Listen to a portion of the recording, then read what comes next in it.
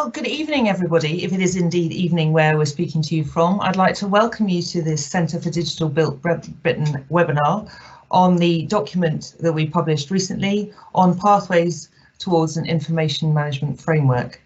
I'm thrilled at the fantastic panel we have today and also the large number of you who have registered to attend. So joining me today, we've got the co-authors of the report.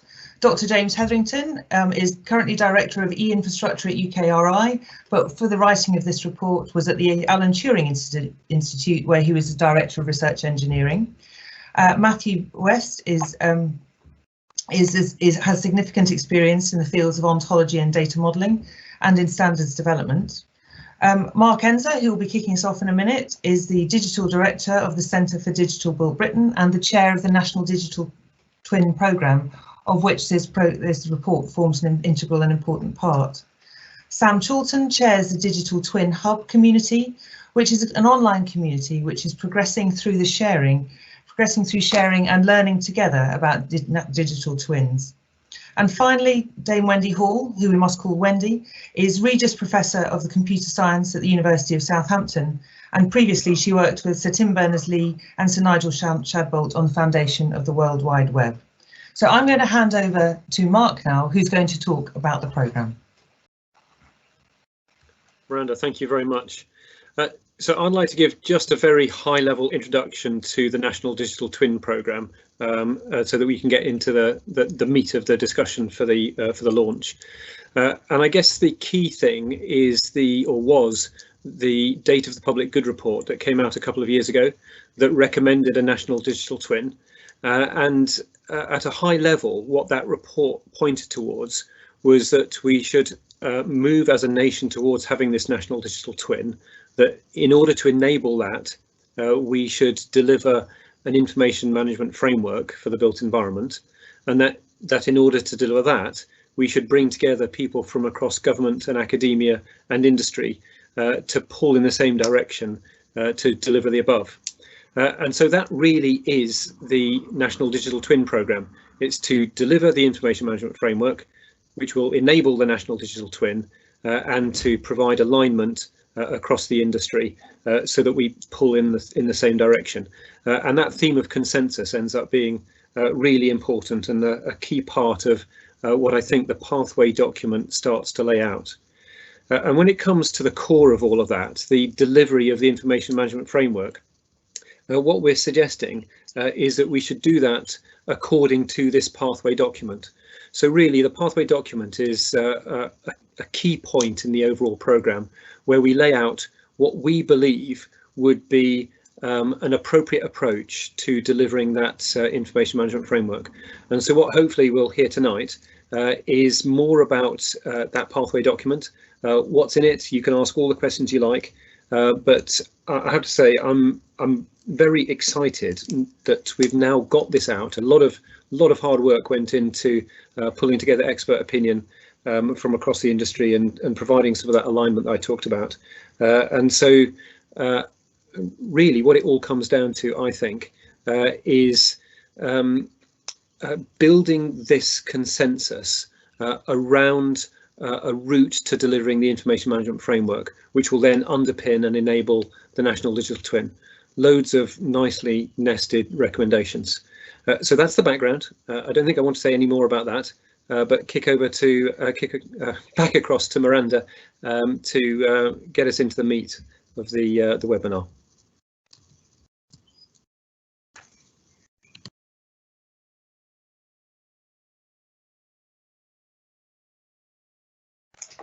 Thank you, Mark. I'm off mute. What we have to remember about this important document is it is a consultation. And so we're very keen to hear from you, both in this webinar and afterwards, as to what you think about the approach we're taking and what we're doing. And as Mark said, the report is a balance of pragmatism and principle in semantic engineering in particular, but also the balance of scholarship and service and how we bring information management into that debate. Now, as Mark said, we started with the Data for Public Good report, which came from the National Infrastructure Commission, and then there was the Gemini principles. And in a world of an infinite number of use cases and applications, where we hope a thriving commercial ecosystem will deliver success and benefits to digital twin holders and those who connect them, we were able to align the vision of the Data for Public Good report with the Gemini, internationally respected Gemini principles, to describe the traits of digital twins and how they must have a clear purpose, create trust, and function effectively. And based on that vision, we embarked on the exercise to craft the Information Management Framework, or the IMF, a means of joining together, not holding in a single place, digital assets or twins. Because we want people to plan with greater certainty, to intervene in the physical world with more confidence, and reach a deeper understanding of the interconnected systems of infrastructure in the built environment. Because by creating a national digital twin from a nation of digital twins, we will be able to enhance productivity, increase resilience, and enable human flourishing. And that's the vision that over 70 contributors agreed on when they came together to consider both the art of the possible and the excellent work which has preceded this. I urge you to consider your views and ask questions both now and later. We need to hear from people who both agree with us and disagree with us in what we are doing and how we propose to do it. So I'm going to proceed without introduction now between the speakers. So first of all to James, and then to Matthew, to Sam, and then finally to Wendy, before we return to answer what I hope are buzzing questions on the Q&A line. So over to you, James. Thank you. This is James. I hope everyone can hear me okay. So I guess reflecting for a moment on what we're trying to do here, for me, the most interesting thing about this is that what we would, as the Gemini principles state, the approach towards a national digital twin is not one big model of everything, but lots of individual pieces which can talk together. And those are necessarily going to be made by lots of different organizations. And the only way, therefore, that work will scale is if we can make it so that those individual pieces that are constructed separately can work properly together. We need a solution which, an approach to building a national digital twin, which should scale to the size of the problem. And the only way to do that is to bring the web scale to bear. And that requires the individual pieces that we're working on to be able to be created separately by organizations all over, such that they can be brought together and coalesce together to form a national digital twin. And that requires coming up with the protocols by which those things can share and exchange information. And that's the solution that the information management problem that we're trying to address here unlocks. So, the emphasis I wanted to make is, by working hard to come up with the protocols by which different digital twins can share information, we bring the problem within the reach of solvability, by meaning that we can solve it in a distributed way with many, many, many organizations working together. And that's the only way we're going to do it. That's my introduction. And that makes it my turn. I'm Matthew West. It's important to remember that neither the Information Management Framework nor the National Digital Twin are an end in themselves. It's about taking better decisions with the information you need to give better outcomes and agility, together with fewer mistakes and disasters. Equally, there's a lot more to be done than deliver an information management framework and sit back and watch the National Digital Twin grow. And there are other parts of the NDT programme that are there to support organisations through developing their digital twins as part of the National Digital Twin. I got involved in this programme when it was realised that moving beyond BIM level 2 meant integrating data across digital twins, across organisations and across sectors, and including services provided by infrastructure, and someone with relevant experience was sought. I used to work for Shell, and the last project I was involved with was Downstream 1, a $2 billion business improvement project across 100 plus companies in 100 plus countries, implementing common processes and systems with common implementations and reference data across Shell's downstream, that's oil tanker to petrol pump, business. We had to work out what it would take to deliver consistent data across the downstream organisation and then make it happen. I'm glad to say the project was a resounding success, and I've been able to bring knowledge of what that took into the NDT programme. That was, however, within a single organisation, even if it was spread globally. And the kind of integration architecture that they deployed is different from the kind of one that we are going to need to deploy. So there are some differences, but so what about sharing data between organisations? Well, I was also involved with developing ISO 15926, which is aimed at supporting data sharing and integration of data throughout the life cycle for process plant, enabling consistent data across organisations and design and construction, and consistent data across process plants within an organisation in operations and maintenance. ISO 15926 takes an ontological approach to developing its data model, which has meant that the data model has proved capable and stable. Indeed, it is still in its first edition after 17 years, despite a range of new requirements needing support. The learning from this is that an ontologically based approach, as the IMF sets out, can be successful in supporting a growing national digital twin without requiring that we know all the requirements before we start. Thank you. Absolutely, yeah, fantastic to be speaking here today. My name's Samuel Chorlton. I chair the Digital Twin Hub. For those of you that aren't aware, the Digital Twin Hub is an initiative we set up about 2 months ago now to support organisations and individuals within those organisations as they go through the process of adopting digital twins. In the space of the last 2 months, we've grown from having just a handful of members to not too far off 400 members now. And that just reflects the importance that individuals and organisations are placing on enabling us to get to a point where we can adopt digital twins. But we're very much at the start of that journey at the moment. And I think the real important thing to reflect on that the Pathway document highlights is that we've got a long way to go, but we've got to get the foundations right at an early stage. Otherwise, we're going to put ourselves in a position where leveraging some of those capabilities and some of those benefits that connecting digital twins would likely make would be increasingly difficult and potentially impossible to achieve. And although the document does highlight the importance and the challenge from a technical perspective, it's really important to reflect on the fact that those connections are ultimately going to be organisations connecting together. And those organisations are going to be a mixture of public and private sector organisations. And it's what we've got to get to a point of is that this can be achieved in a manner that is accessible to those organisations and organisations of varying scales and budget capabilities and skills availability. But we've also got to make sure that it actually delivers value and benefit to those constituent organisations.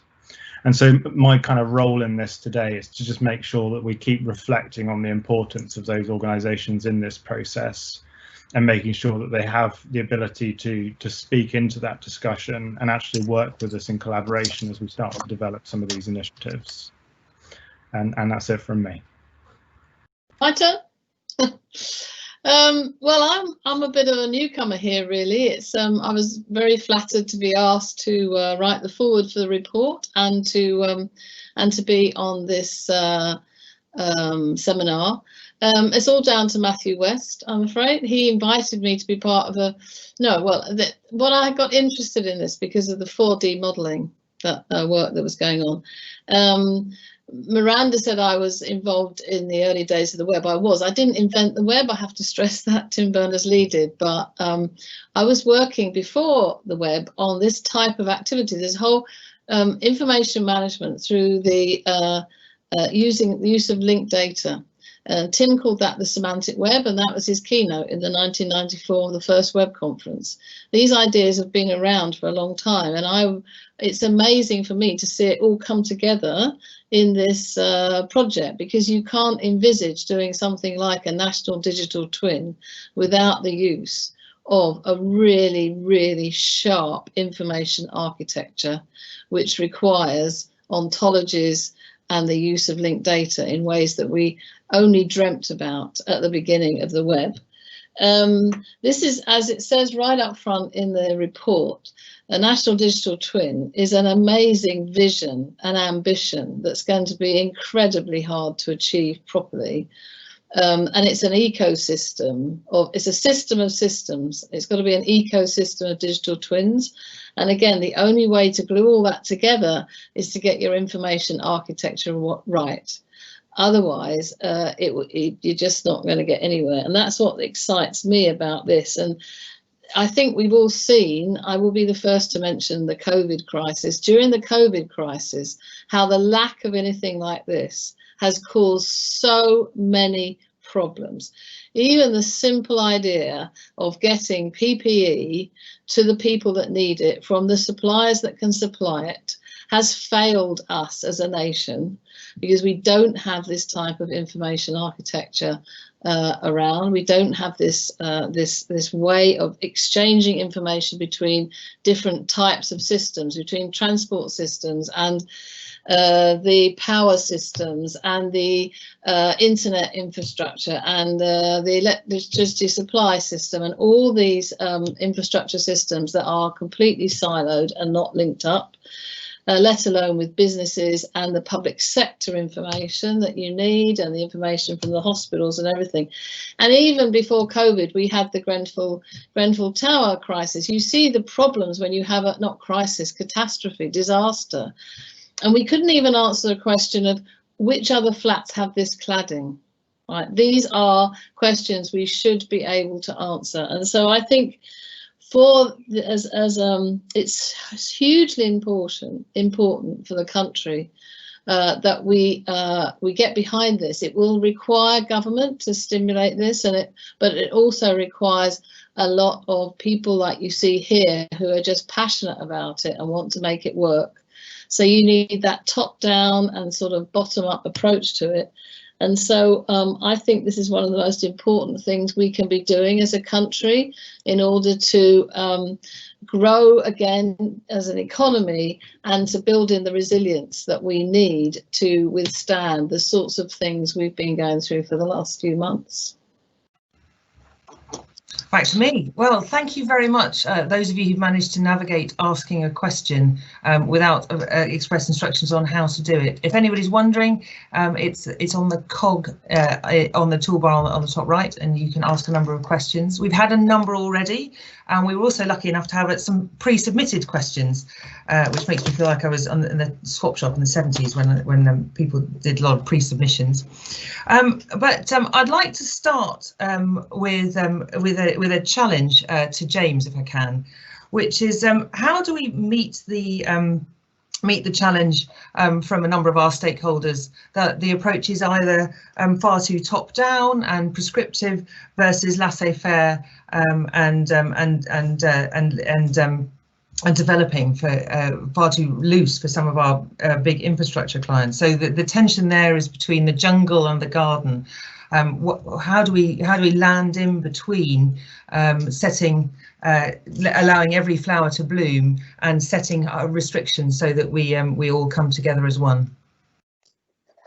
Yeah, thanks. I mean, this has been the work to get to the report on this has been a very interesting experience in consensus building amongst the communities that have been engaged with it so far, and I look forward to you know the work now it's been published to further that. The sort of sketch outline of the direction we'd like the project to go, we would try to be evidence-based in terms of looking at the, learning from the experience of building what those connections are and what the right ways to describe all the different things we need to describe are. but we do also need to make sure that before we lock any of that down, we've tested it. But at the same time, we know that as soon as people start working with it, we'll create situations where there's sunk costs, and it will be quite hard for people to move away from it. So there's, I think, quite a subtle tension around those. What we do see when people do this kind of model linkage on an ad hoc basis, and look, I mean, digital twin is to some extent, the latest brand name for modelling of complex systems with a bit of sensors thrown in, and that's fine, that's super. But we can, at a small scale, right, get all of this done on a, well, I'll wrangle my data and you wrangle your data, and we'll take a few months. And Matthew described this rather well. If I've got n different people trying to do that, then the number of different bits of data wrangling we need to do to scale, it's n squared, and that's going to be a bit of a nightmare. So that's why it's important to take a principled and disciplined approach, because, as Wendy just said, the scale of the challenge, we won't be able to distribute the work at scale without a disciplined approach to some of that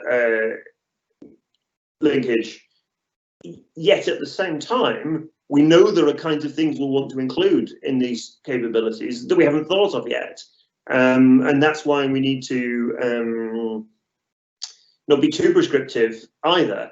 And so I think that I think we would argue that the approach we've designed in the document, where we build a corpus of models that we need to, we build a corpus of twins that we need to link, and understand and learn from experience in building the disciplined modeling frame that will allow us to link those, not because the model we create by that is itself the output we want to make, right? That's just something we do to prove the work. The thing we are making is the IMF, but we will have to go ahead and do some building of linked digital twins in order to get there. And that's the sort of idea behind some of that. Thank you, James. I think the important thing to take there is the end-to-end squared relationship and how complicated that will be. We've had a number of questions on standards, not only from Dan Rossiter at BSI, but also from Lawrence, and we had some other ones. Now, I'm going to let Matthew talk on that. I think that I'm going to perhaps start with the easiest one. Is the National Digital Twin just a standard? It will need to be much more than a standard, but the IMF probably will need to be a standard. The National Digital Twin will be something that conforms to that standard. Is that a simple enough answer? So when we're looking at the bits that will I think inevitably need to be, oh, go on, you go. Oh, sorry. That is one version of an answer. I was wondering as well, Matthew, if you wanted to answer some of the other questions about how it fits in with the other models, particularly IFTC and others. Yes, certainly. And I'll expand a little bit since that seems to be the hint. Yes, whilst the NDT, the National Digital Twin itself, won't be a standard, it'll be something that complies to a standard, and that's how it will be shareable. The elements of the information management framework will inevitably, I think, need to be standardised at some point, although some of the elements quite possibly will turn out already to have been standardised. But if we move on and we look at the relationship to other standards, there are a good number of standards, as has been pointed out, that are already existing. But the issue is that those standards don't interoperate themselves as things stand. You have to work quite hard to get them to work together. And part of the purpose of the information management framework is to facilitate that interoperation, so that data can be shared and brought together from the different standards, data that's in the different standards, and used in one place in a consistent way. And another question that was asked is someone's looking to develop something with ISO 15926? And the answer is yes, that is one of the standards that we will need to be able to interoperate with. So now the next one, next person I want to ask questions of is Sam. We've had some good questions about motivations and the DT hub. Perhaps Sam, you can tell us how many of the hub members are SMEs and the extent to which we've got local councils engaged and how anybody might want to be engaged. But also, you know, why would anybody want to be involved in the National Digital Twin Programme and the hub in particular? Brilliant, thanks. No, that's a really good question. I guess I'll answer the easiest piece first, which is how can people get involved? And that's as simple as going to the website, which is www.digitaltwinhub.co.uk, which I'm sure they can share in the chat for you.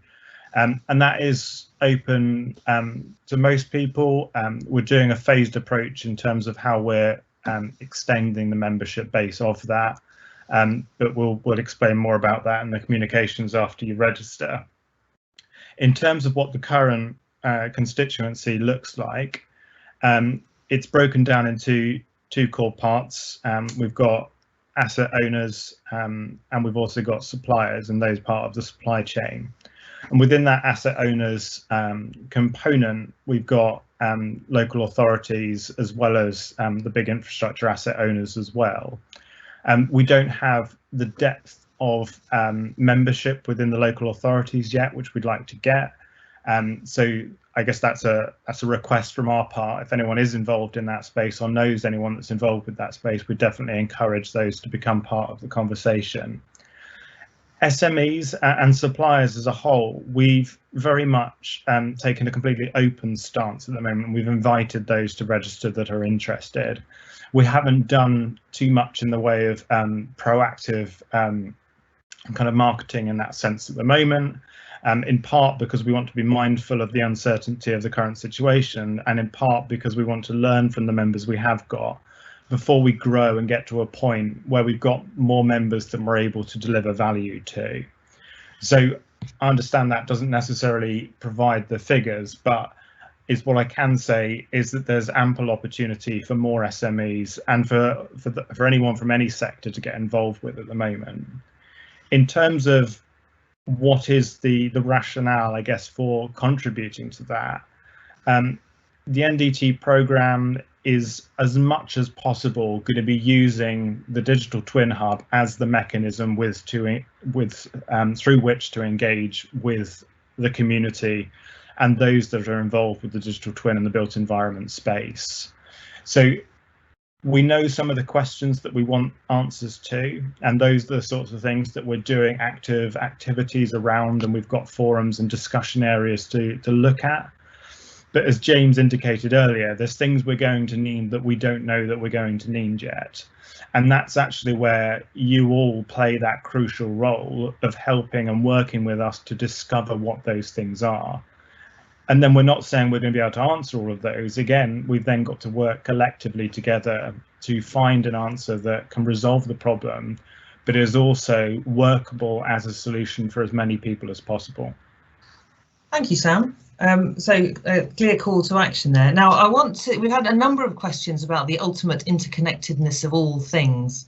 I think this is a nicely nested set of problems in that, you know, everything is ultimately connected to everything else. So how do you decide which connections to make? And that speaks quite clearly to sort of benefits. Why would you do anything? I want to come to Mark and then to James, if I can, on the how do we decide what to connect together? And perhaps, Mark, you can introduce it by talking about the Flourishing Systems paper. Yes, thank you. So I'll mention that just briefly. Recently, CWB published a paper that we called the Flourishing Systems, and what this outlined was a vision for infrastructure and the wider built environment. This is both people-focused and systems-based, and so what it was trying to say really is that infrastructure and our built environment needs to be all about people, all about outcomes for people, because that's the reason why it exists, and that the way to deliver the desirable outcomes for people is through appropriate use of the system of systems that is our infrastructure. And I think quite often we see infrastructure as a series of construction projects rather than as a system of systems that serves people. And so that paper, I think, is quite timely in relation to us at a kind of a point in the nation's history where we can rethink what we want from our infrastructure. We can imagine a new and better future for it.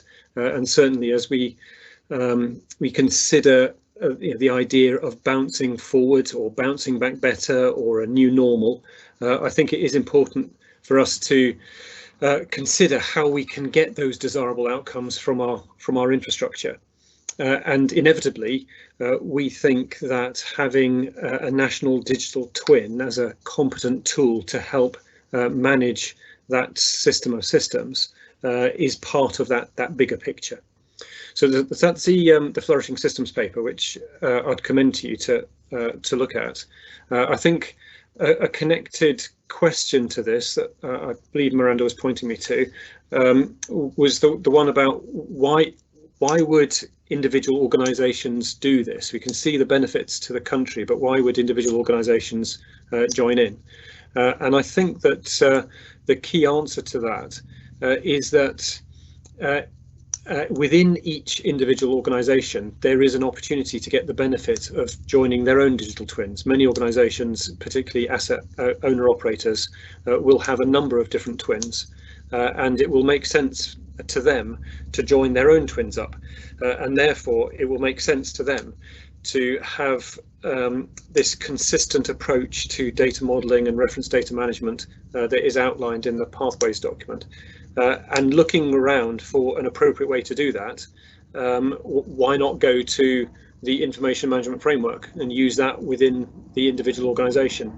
So I guess a simplistic way of looking at this is to say that if each individual organisation adopts the information management framework for their own benefit, because it helps them in their own organisation connect their own twins, then by the fact of each organisation following the information management framework, then it means that we can then make the connections between twins across organisations.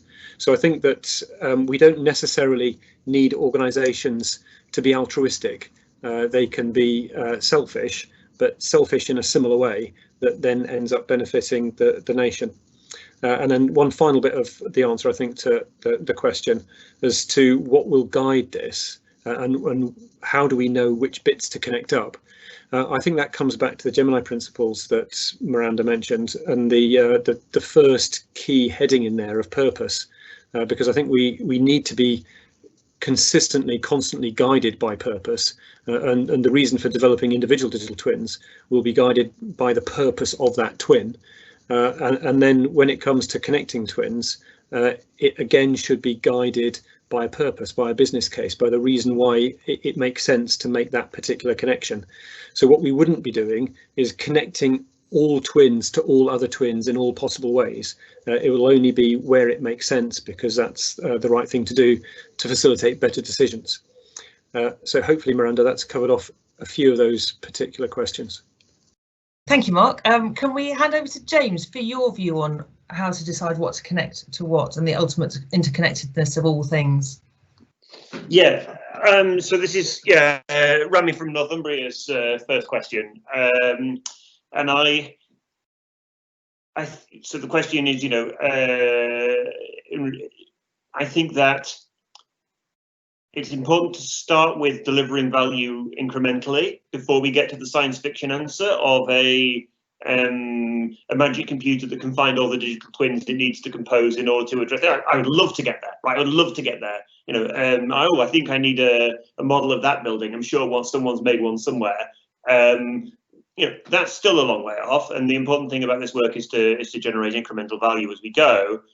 We can build, in principle, a comprehensive national digital twin with the N² approach right now if we wanted. If we had, if the entirety of humanity was trained to do this kind of thing, which they're not, and we had, a long time. That's not the point, right? The point is that we can make it easier by picking off assemblages one by one. So the first stages, I think, will have more human involvement in them, machine assistance gradually coming through to the full engine that's described there. The question also raises an interesting point, of course, which was it assumes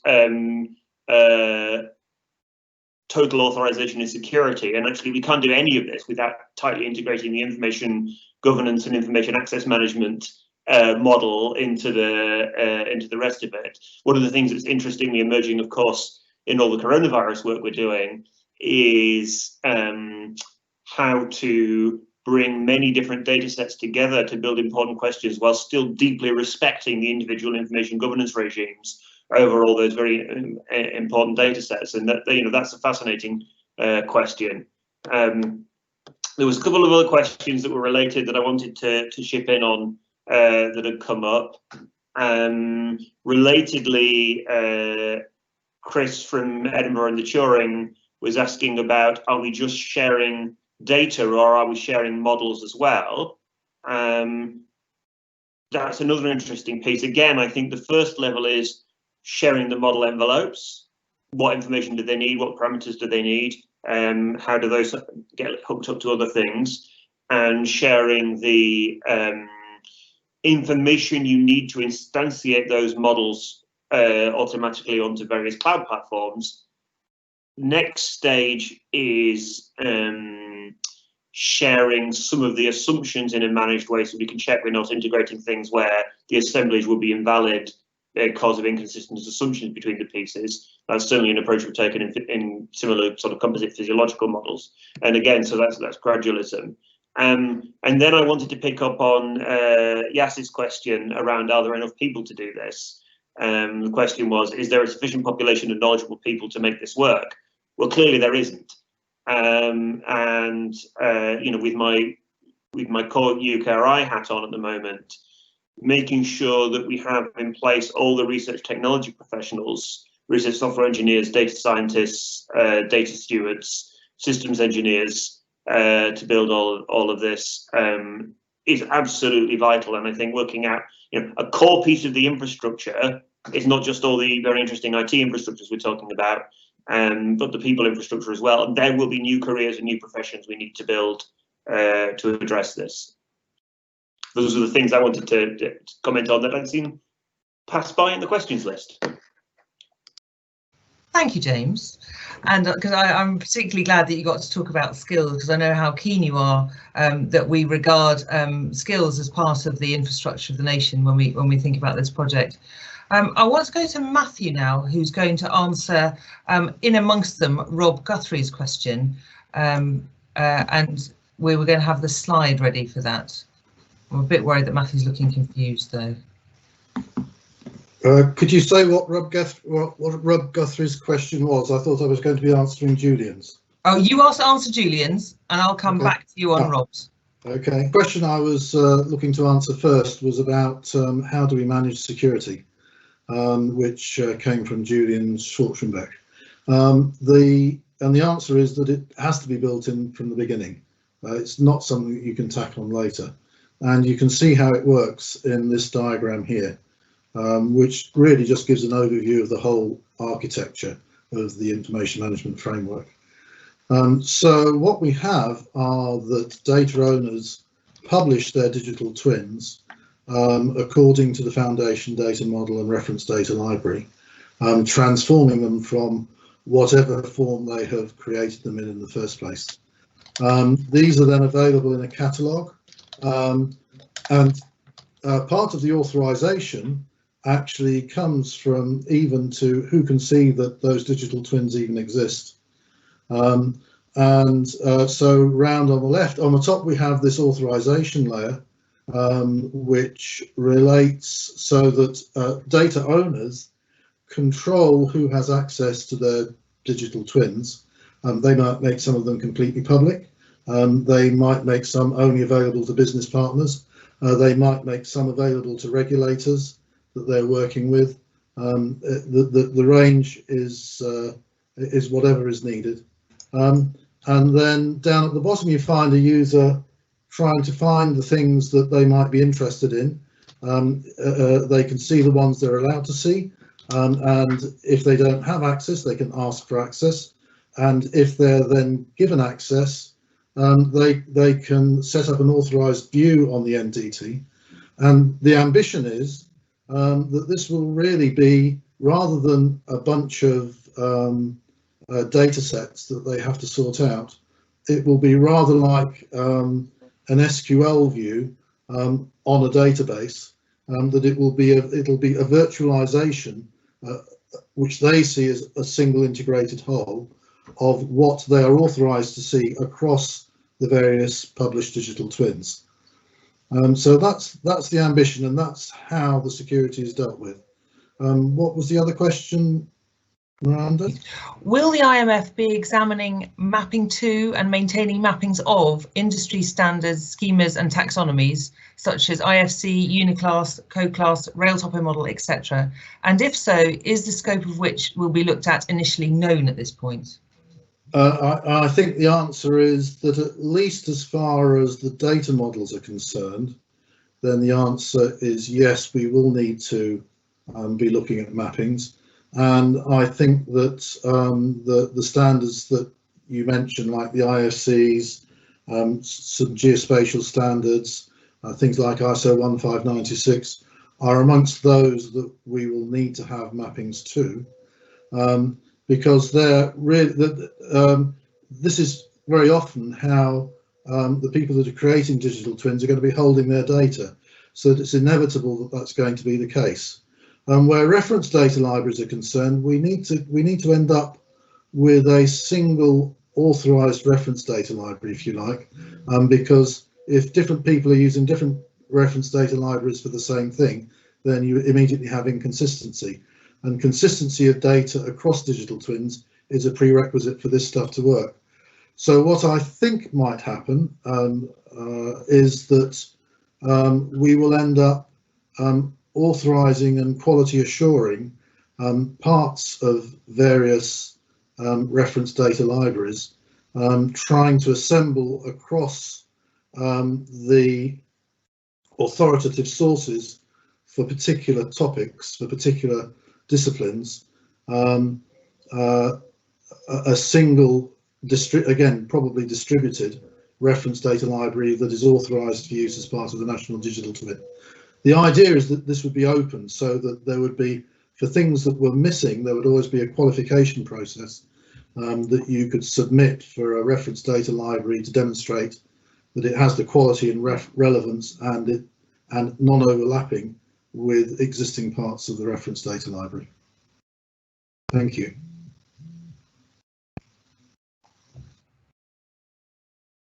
Thank you. Now, a question for you, Wendy, that Dan Roster asked. Our colleague Neil Thompson often compares the commons and the element that needs to be common in the information management framework to the evolution of the internet. Would you agree that this work to form a national digital twin of assets, an internet of assets, is analogous? That was exactly the question I wanted to answer. Thank you. It is and it isn't, of course, in true academic style.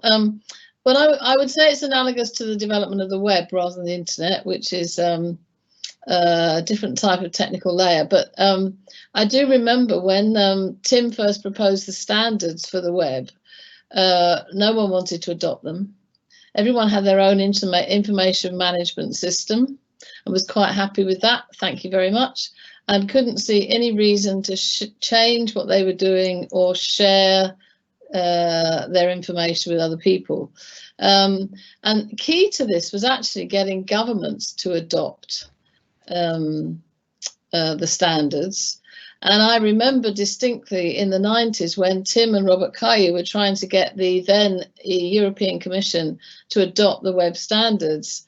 And they were sympathetic, but not prepared to change what they were doing because people couldn't see the benefits. It's not until it happens that you get everything joined up that you can see the benefits. So that was, in fact, one of the reasons Tim went to the US, because he could get the money there to develop what became the World Wide Web Consortium, which developed the standards. But then so a previous question was about how do you decide what to link to what? which again was why the semantic web, or the web of linked data, was part of Tim's original vision.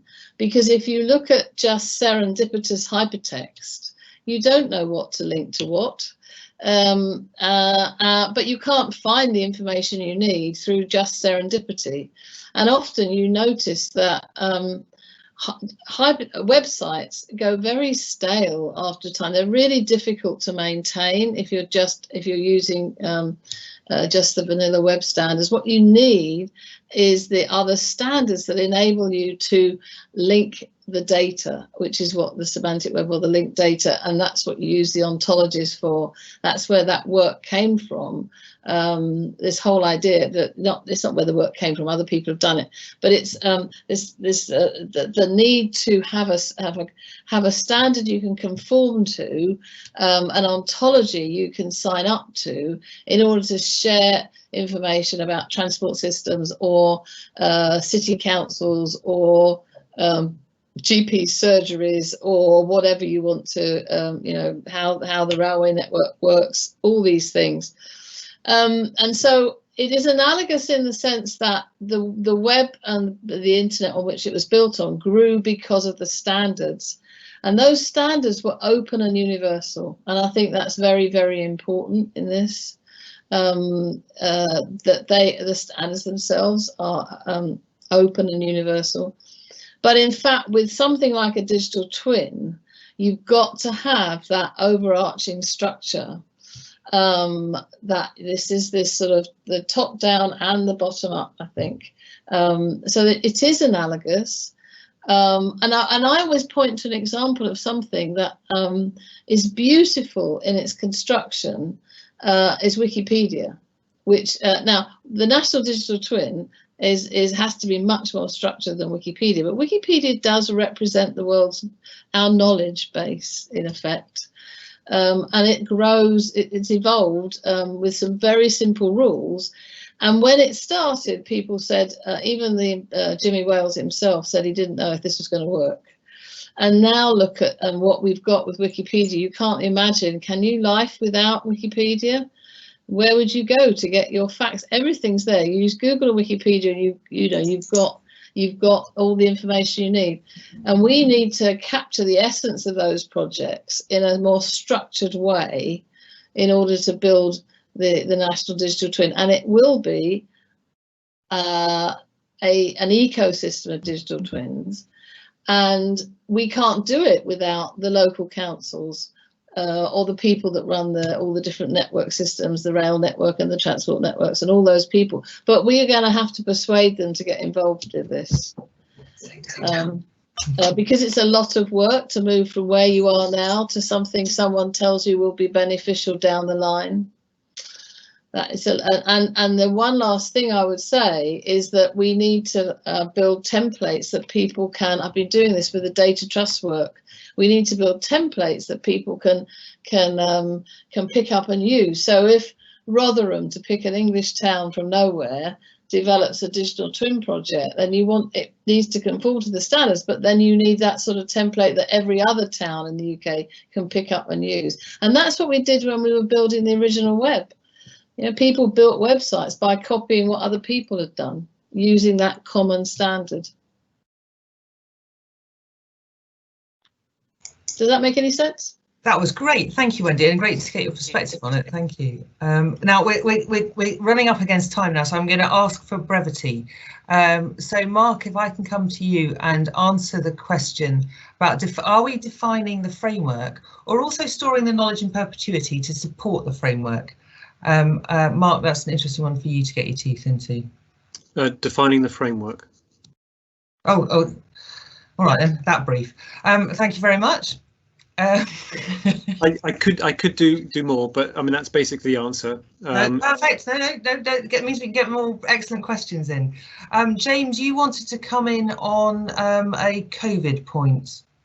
Well, it wasn't necessarily a COVID point, but Anonymous had asked how we're going to address the quality of models given the recent revelations about the poor quality of some epidemiological models.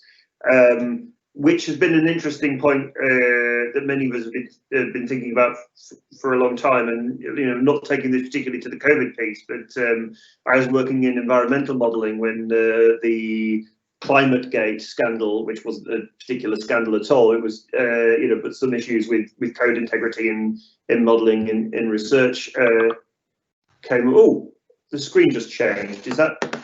Am I still live? Yes, good. Came up about 10 years ago. I think that that's going to be one of the really interesting challenges, is if we have got a ecosystem into which people are publishing twins, which we've made interoperable through our information management framework, and we need to make sure that we understand how we're going to validate and audit them. I think that's going to be one of the most interesting next step challenges for this. A lot of my work over the last period on research software engineering has been trying to build some of that capability. Wendy's answer about Wikipedia brings up an interesting model, of course, and how do we keep Wikipedia correct is one that reams and reams has been written about. I wonder, and this is where the COVID story comes up, if we're doing critical decision making on the basis of these distributed structures, then our quality control processes may need to push a bit forward. I can see Wendy's That's what I said. A Wikipedia, you can only take that so far, because this has to be much more structured than that. But you can see the idea of how it has built up. I think I'm allowed to ask my "and finally" question then. So I want to give all the panelists an opportunity to answer this question. What is your hope for the National Digital Twin Programme? So that maybe if I go to you first, Mark, seeing as you asked that question. Yeah, that's interesting. It's kind of come bouncing back to me. I mean, for me, it's that it would work. That we get something that really genuinely works and delivers benefit to people. I mean, that is what motivates me in this whole thing. I see the National Digital Twin Programme as potentially having massive benefit to people in the UK and wider. And so my hope for it is that we actually end up benefiting people as a result of this, and I believe we can. I think you get to nominate the next person to go. In which case I nominate Sam. Brilliant, thanks, Mark. From my perspective, there's two reasons I guess I got involved with the programme, and those reflect, I guess, my hopes for what come out of the programme. And the first, right, am I muted or unmuted? Sorry, my screen says I'm muted, but I'm not. Okay. So it says two reasons that I got involved. The first one of those is that digital twins risk becoming one of those buzzwords that emerged and failed to deliver. And I think one of the real important things is that we focus on value first, not the potential tool or sales opportunities that it allows us to kind of derive from that. And that ultimately, for me, comes back to the purpose of why the NDT programme formed in the first place. And that was to deliver value to the public and to us and to ourselves ultimately. And I think if we forget that as we go along this journey, then we will risk massively failing to deliver and reach the objectives we set out. So I think every so often we need to step back and reflect and make sure that we are aligning ourselves to those priorities. And I think if we can get to that point where we've demonstrated iterative value from a technical perspective, iterative value from an economic and a societal perspective, I think we should be pretty chuffed with what we've got out of this programme. Does that mean I get to nominate the next person then? Okay, in which case I'm going to pass over to James then. So same as Mark, that it works, but the way in which it works is open. So we've created an ecosystem whereby lots and lots of different people can all chip in, and there's peer creation going on, and it's not mainly anchored in what we're doing anymore. That's what works looks like to me. Yeah, let's go to Matthew. I'm probably going to echo what other people have said, which is that it's about delivering value. But my experience from Shell tells me that the amount of value that there is out there is astronomical, and relative to the costs of what we're doing, are relatively minute. And so the value proposition is just so commanding that we really should be able to deliver value to the UK, and the ultimate value will actually go to UK citizens, which is really nice, because if this supports government, that will either mean better value for the taxes we pay, or reduced costs and less taxes. So we should be winning fairly easily, I think, here. But I think that's the real thing, and we don't need to get everything 100% right and everything 100% perfect to deliver value. There's graceful degradation in what we're doing.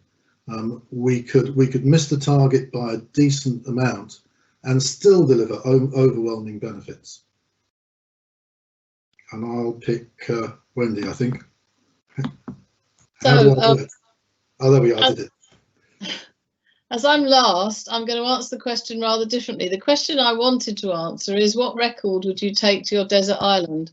Which is what they were asking on Radio 4 last week. And when I did Desert Island Dis, the record that I saved from the waves was Let It Be. And that's what I would like with the National Digital Twin. I'd just like to let it be. Can you tell us what you mean by that, Wendy? I want it to happen. If you want the lyrics, okay? And when the broken-hearted people living in the world agree, there will be an answer, let it be. For though they may be parted, there is still a chance that they will see. There will be an answer, let it be.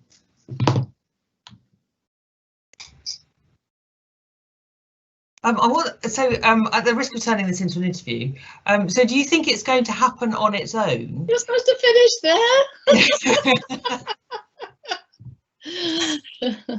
Well, I want it to happen. I think that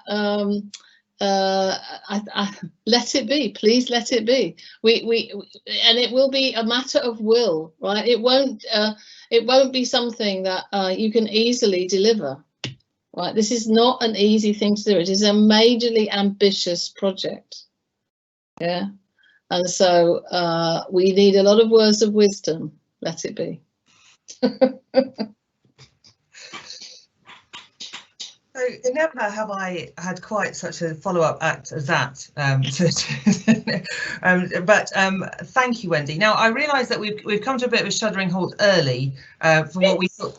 We thought were some confusion in my head about whether it was a 19:30 conclusion or an 8 o'clock conclusion. But let me I'll have a go and see where we get to. So I want to thank everybody for their engagement. Apologies if you couldn't see Matthew and his slide. He was presenting the document in the Information Management Framework Pathways document. We will make that available afterwards, and it's already available in the report. The questions have been very rich, some of them a bit detailed to go into on this format, but I think I can say with confidence that we will be looking to answer them in forthcoming publications, blogs, talks. Watch this space. I've got to introduce myself at the beginning, so thank you for bearing with me. I'm Miranda Sharp. I lead the Commons stream and led the approach stream that produced this document. Now, then and finally, I want to hand over to Mark, who's going to talk a bit about how the work we're doing builds on we've now got time to explore in a bit more detail, how the work we do builds on the work of BIM, and how it also interleaves very nicely with the CDB's other work on the Construction Leadership Council. Thank you, Miranda, very much indeed. So yeah, I'll just try to answer that question very briefly and wrap up. So when it comes to the UK BIM framework and where BIM fits in, I need to say that it's absolutely foundational. and we're really building on the fantastic foundations that have been laid for us in relation to BIM. I think one of the key things that BIM has done for us as an industry is show us how important information management is, and that information is worth managing. If you lose information, you lose value. So BIM does provide a great foundation, and really the idea is that the information management framework will build on that. So it doesn't replace it, it builds on it, and hopefully as we work together with the UK BIM Alliance, then we can make that interface as seamless as possible. And I think what that then points to is the CDB vision, which is around design, build, operate and integrate as something that is a kind of a continuum rather than having a kind of a cut-off between them. So yeah, BIM essential foundation for the National Digital Twin. What I'd like to do, having said that, is kind of change gear and just thank people, because I think that this has been fantastic. And the panelists, I think, have been brilliant. The questions were really good and really searching. Like Miranda says, there are quite a few other questions in there that we couldn't quite get to, but the ones that we could get to, I thought were very good, and I hope you'll agree that the panelists had a very good go at answering them. So thank you very much indeed to the panelists for your input. And thank you to the team that has put this together. A huge amount of work in the background to put this on. So thank you very much to them. And a particular thank you to Miranda for a great job of comparing. And I'd really like to acknowledge her role in leading the team that put together the Pathway document. I think that that work, as James said, was a fantastic exercise in developing and building consensus, and so I think Miranda's leadership of the team that did that was absolutely fantastic. So thank you very much indeed. So lots of thank yous, but what I'd really like to finish on is imploring, if that's the right word, you and your networks to feedback on the document. We really do want to hear what you think about it and where we could make it better, because the consensus that I mentioned right at the top being so important to us is something that we want to build on so that we can help to align the industry so that we all pull in the same direction, which I think is a key part of achieving what so many of the panelists have said about making the National Digital Twin actually work and actually deliver value and actually benefit people. So we invite and implore your feedback on that and to join us on this journey, which if this panel and the questions is anything to go by, is a pretty exciting journey. So thank you very much indeed.